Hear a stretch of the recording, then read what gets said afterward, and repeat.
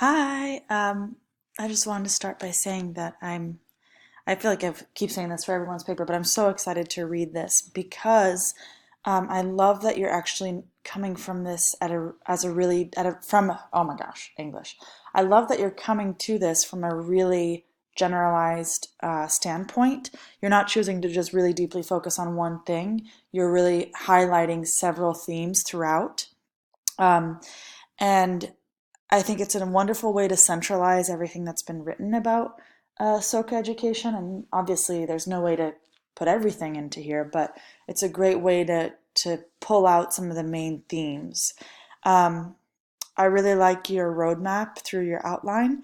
And I mentioned a comment here that this is something I would have loved to read, at the beginning of this class, or as someone who came newly into value creating education.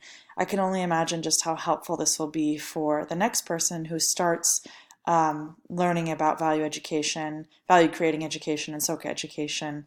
I mean, I think that the four themes that you picked here are really important, and it's great that you're laying them all out here. So throughout the rest of your outline here so far, it's quotes, which obviously makes sense, and I like that that's how you started with it. I'd be really interested to see how you're going to transition from each of the themes through what you're going to write and your evaluation of it. So I really look forward, if you choose to share your paper afterwards. I really look forward to reading it.